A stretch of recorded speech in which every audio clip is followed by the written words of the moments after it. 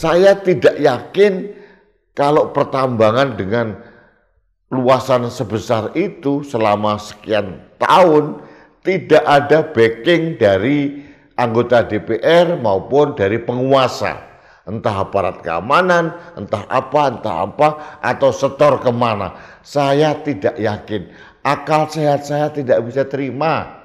Masa direksinya tidak tahu, masa komisarisnya tidak tahu, masa Menteri BUMN tidak tahu, masa Kapolda tidak tahu, Kapolres tidak tahu, Bupati tidak tahu, Kejaksaan Agung tidak tahu, Kajari tidak tahu, Kajati tidak tahu. Bagi saya nonsens.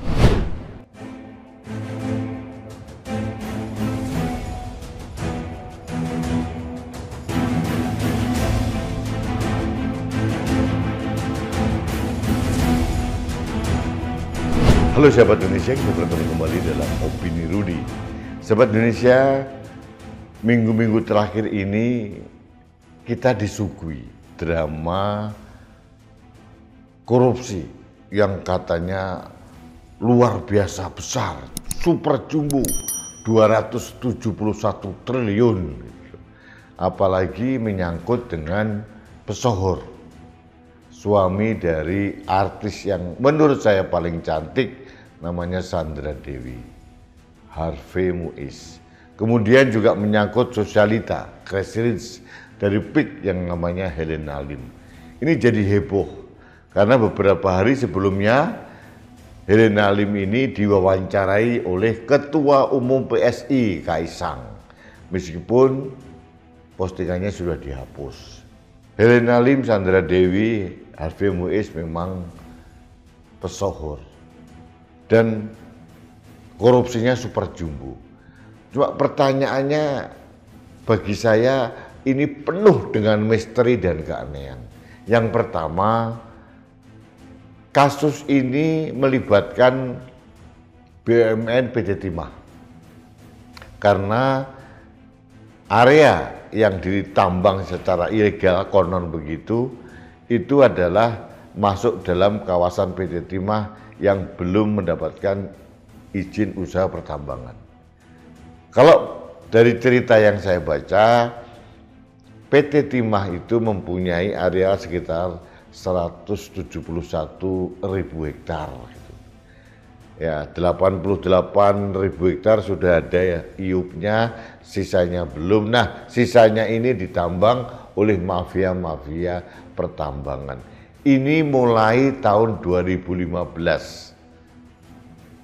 Pertanyaan saya, selama 9 tahun aparat hukum kemana? Mengapa dibiarkan merajalela, apalagi menyangkut PT Timah? PT Timah itu BUMN. Masa direksinya tidak tahu? Masa komisarisnya tidak tahu? Masa Menteri BUMN tidak tahu? Masa Kapolda tidak tahu? Kapolres tidak tahu? Bupati tidak tahu? Kejaksaan Agung tidak tahu? Kajari tidak tahu? Kajati tidak tahu? Bagi saya nonsens. Ini drama. Sudah ada 16 orang diperiksa karena menyangkut pesohor Helena Lim sama Harvey Muiz, akhirnya mencuat ke ruang publik. Saya belum melihat dari direksi PT Timah yang ditahan atau diperiksa, karena bagi saya tidak mungkin ini tidak melibatkan PT Timah. Berikutnya, katanya Helena Lim ini bukan tokoh utama dari mafia pertambangan ilegal ini, apalagi Harvey Muiz. Mereka ini hanya middle management lah.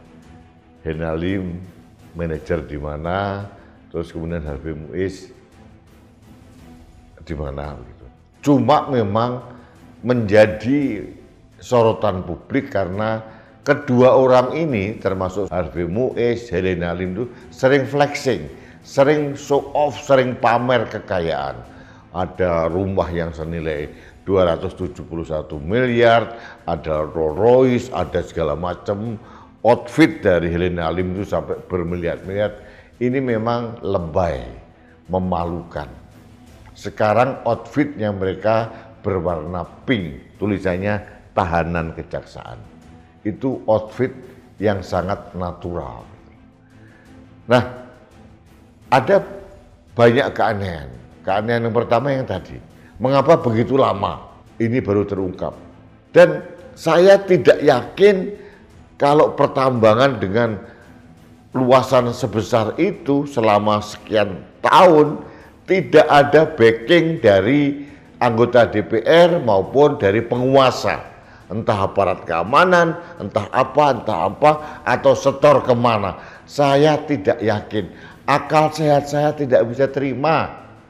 Karena selama ini di Indonesia selalu ada konspirasi antara aparat keamanan, antara pejabat, antara pengusaha, dan sebagainya, dan sebagainya. Jadi bagi saya ini sekedar drama. Drama yang disuguhkan jangan-jangan untuk mengalihkan isu. Isu apa? Isu sengketa pilpres, bisa jadi. Apalagi dengan ekspos kerugian negara 271 triliun. Bagi orang-orang yang minim literasi, seolah-olah uang negara real 271 triliun yang diambil oleh kelompoknya Helena Lim dan Harvey Muiz. Bukan. Ini adalah kerugian kalau kita hitung dari kerusakan lingkungan, baik kawasan hutan maupun kawasan non-hutan, kemudian recovery-nya seperti apa, kerugian negaranya seperti apa, ini potensi kerugian, bukan real kerugian. Yang real kerugian itu adalah proyek food estate yang sekian triliun, 8,7 triliun atau apa, yang sampai detik ini tidak jelas juntrungannya. Itu real. Kalau kita hitung kerusakan lingkungan akibat food estate, lebih bertriliun-triliun lagi, tapi tidak pernah diungkap. Ada apa? Jaksa Agung, drama bagi saya. Dulu ada yang heboh lagi, kasus Surya Darmadi, katanya 73 triliun sekian, ternyata tidak terbukti segitu banyak. Saya kok melihat Kejaksaan Agung selalu mencari kasus-kasus yang menarik perhatian publik. Kasus Adeline Lis misalkan, ini kasus yang penuh keanehan. Di pengadilan pertama bebas murni, apalagi ada saksi langsung dari Menteri Kehutanan orang pemerintah yang mengatakan tidak ada unsur pidana, yang ada unsur pembalakan di kawasan yang bersangkutan, paling banter dikasih sanksi administrasi, bebas. Tapi di tingkat kasasi malah dihukum 10 tahun.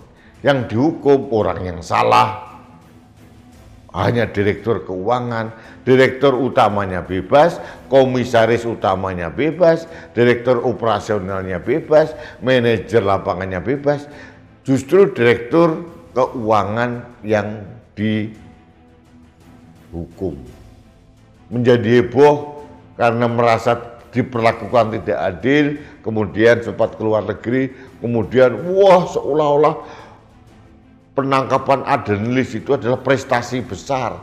Padahal tidak, ini adalah kesalahan hukuman menurut saya. Bagi saya kasus Adeline Lis ini adalah seperti kasus Senkonen Karta zaman dulu. Negara salah menghukum orang. Jadi kalau kita menyimak korupsi timah ilegal yang di Bangka Belitung ini mungkin saja terjadi, mungkin, tapi jumlahnya tidak sebesar itulah. Itu hanya taksiran dari ahli yang di-hire oleh Kejaksaan Agung. Ada pertanyaan berikutnya, mengapa bosnya dari Harvey Muiz namanya RBT kalau nggak salah tidak ditahan? Mengapa bosnya lagi tidak ditahan? Mengapa backingannya para penguasa-penguasa, pejabat, aparat keamanan tidak disentuh? Selalu ada tebang pilih. Saya ingat kasus Erlangga Hartarto, diperiksa sekian puluh jam, kasus impor minyak goreng. Zulkifli Hasan diperiksa, ternyata menguap begitu saja. Selalu ada unsur politik mengikuti tindakan-tindakan hukum. Jadi jujur mohon maaf dengan segala hormat kepada Kejaksaan Agung untuk mulai fair, objektif, dan tidak tebang pilih dalam menangkap kasus. Jangan memberikan informasi yang bias. Seolah-olah 271 triliun, luar biasa. Ternyata ini taksiran, kerugian lingkungan, recovery, kawasan hutan, macam-macam. Yang lucunya katanya penambangan timah itu malah justru dijualnya melalui PT Timah. Aneh bin ajaib, penuh dengan keanehan. Kalau saya mohon maaf sebagai rakyat melihat jangan-jangan ini hanya sekedar pengalian isu. Makanya dimunculkan kasus yang spektakuler, 271 triliun. Padahal apa? Kalau kita bicara penambangan di Kalimantan, batu bara, lebih parah lagi. Kalau dihitung kerusakan lingkungannya. Nikel di Sulawesi Tengah, kalau dihitung kerusakan lingkungannya berapa? Freeport, kalau dihitung kerusakan lingkungannya yang sudah menjadi danau-danau besar, dikeruk, berapa perhitungannya? Jadi mari kita cerdaskan masyarakat dengan informasi yang edukatif. Jangan yang bombastis, akhirnya kita tersesatkan dapat informasi. Dan bagi orang yang cerdas, saya pikir ini harus kita telisik lebih jelas ini.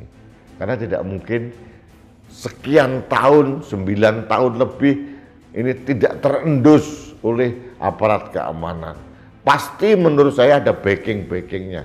Entah itu pejabat setempat, pejabat pusat, entah itu aparat keamanan setempat, aparat keamanan pusat, saya tidak tahu. Tapi tidak masuk akal kalau selama 9 tahun baru diendus. Apalagi selama ini Harvey Muiz, Helena Lim selalu flexing kemana-mana. Menjadi Gracie Rich. Sekali lagi, 271 triliun ini bukan kerugian real uang negara yang diambil.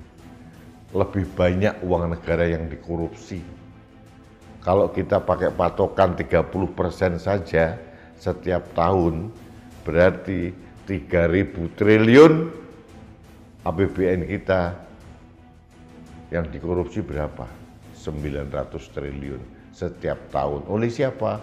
Oleh semua maling-maling yang berpangkat pejabat, yang kok kali kong dengan mafia pegawai-pegawai swasta atau pengusaha-pengusaha. Itu yang terjadi. Belum lagi kasus food estate. Mana? Hasilnya mana? Uang negara yang katanya sekian triliun itu kemana arahnya? Dana COVID yang katanya nyantol di kementerian ini, nyantol di kementerian itu, mana hasilnya? Mengapa Jaksa Agung diam saja? Jadi bagi saya tidak terlalu terpukau dengan hasil dari Kejaksaan Agung seperti itu. Karena masih sumir, masih penuh dengan misteri. Malah jangan-jangan sekedar pengalian isu dari sengketa Pilpres yang terjadi di MK. Itu menurut kacamata saya. Baiklah sahabat Indonesia, terima kasih Anda telah mengikuti Opini Rudy. Kita bertemu kembali dalam Opini Rudy selanjutnya. Salam satu Indonesia, salam Pancasila, salam Indonesia yang penuh kejujuran, tidak penuh dengan manipulasi. Saya Rudy S. Kamil.